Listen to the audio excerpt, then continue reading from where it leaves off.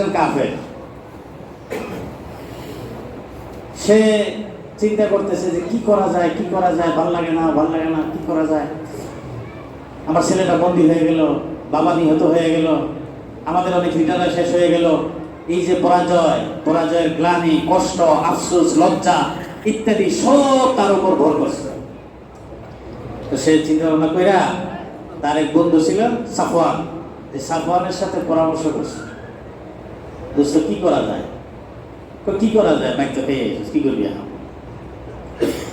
তো তার অস্থিরতা কাটে না, পরাজয়ের গ্লানি যারা ধরে সে কিন্তু খুব পাগলের মতন হয়ে যায়। তো ও চিন্তা করতেছে কি করা যায়, অনেকক্ষণ চিন্তা ভাবনা করে সাফওয়ানকে বললো, সাফওয়ান তুই তো আমার কাছে অনেকগুলো টাকা পাস, তোর কাছে আমি ঋণী, তোর ঋণগুলো যদি আমি পরিশোধ করতে পারতাম তাহলে আমি এখন একাই মদিনায় যাইয়া মুহাম্মদকে শেষ করে আসতাম। সাফওয়ান কয় যে তুমি কি সত্য বলতেছ? বলে হ্যাঁ, তোর ঋণগুলির কারণে আমি আটকায় রয়েছি, তোর ঋণগুলি যদি দিতে পারতাম তাহলে আমি আমার যাইতাম। সাফওয়ান কয় ঠিক আছে, আমার ঋণ দেওয়া লাগবে না, তুই যা, মুহাম্মদকে শেষ করে চেয়ে যা। তুই কি ঠিক করছিস না, ঋণের লাগে আমার আটকাবি না তো? না, আটকাইতাম না। ও এখান থেকে ওইটা মদিনায় গেছে, তোর বাড়ি নিয়ে এই যাইতে যাইতে মসজিদ নববীর সামনে মানে হিংস্র বন্য পাগল হয়ে গেছে। মসজিদে নববীর সামনে গিয়ে যখন সে হাঁকডাক দিতেছে, খুঁজতেছে, বিচারতেছে মুহাম্মদ কোথায়, তখন হলো সাহাবায়ে কেরাম কয়েকজন দেখছে, দেখে ওরা চিন্তা করছে তো মক্কা থেকে আসছে কাফের, একটু আগে না যুদ্ধ করে গেল আমার লগে, পরাজয় হয়ে আবার আইছে, হ্যাঁ তো আমার নবীরে খুব করে ফেলাইবো, এর ব্যবসা তো খুব খারাপ, পরে গিয়ে অ্যারেস্ট করছে। হযরত ওমর রাদিয়াল্লাহু তাআলা আনহুকে ডেকে বলছে যে ও তো আমাদের নবীকে খুন করতে আসছে, কি করা যায়? হযরত ওমর তরবারি বার করে ওর গলার মধ্যে ধরে কি লেগে গেছে, ফাঁসা করে রাখো, চাপ দিয়ে ধরছে। তো ও কি হাসা কথা কয়, অর্থ উদ্দেশ্য হইলো নবীকে খুন করবে, হত্যা করবে। তারপরে নবীজির কাছে খবর পাঠাইলো যে এরকম ব্যক্তি আসামি, সে আসছে, তাকে অ্যারেস্ট করা হয়েছে, কি করা যায়? বলে তাকে আমার সাথে নিয়ে আসো।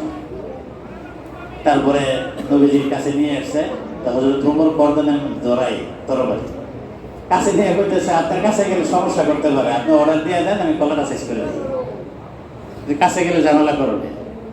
নবীজি বলছে তুমি তরবারি সরাও, ওরা আমার কাছে আইতে দাও।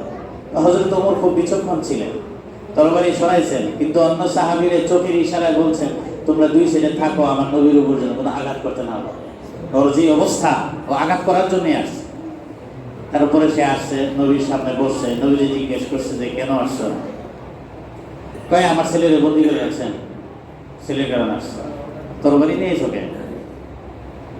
ছেলের কাছে আইসো না, তরবারি নিয়ে এসো কেন? ওইটা আমার কোনো কাম নাই, এটা আমার কোনো কাম নাই, একটা কিছু হয়েছে মানে তরবারি বুঝাইতে চাচ্ছে যে এই তরবারি দিয়ে এখন কিছু করা যাবে না, বা কথা কাটাইবার চেষ্টা করতেছে। নবীজি শান্ত কণ্ঠে বললেন যে তুমি কি সাফওয়ানের সাথে পরামর্শ করো নাই? সাফওয়ান তোমার ঋণকে মওকুফ করে দেয় নাই, আর এই শর্তে তুমি আমার কাছে আসছো আমাকে খুন করতে। ও তখন বলতেছে আল্লাহর কসম, আমি আর সাফওয়ানের যে কথা বলছি এই জায়গার মধ্যে তৃতীয় কোনো ব্যক্তি ছিল না, আর আমার আগে আপনার কাছে খবর পৌঁছানোর মতো ব্যক্তি তৃতীয় আরেকজন আসতেও পারে নাই।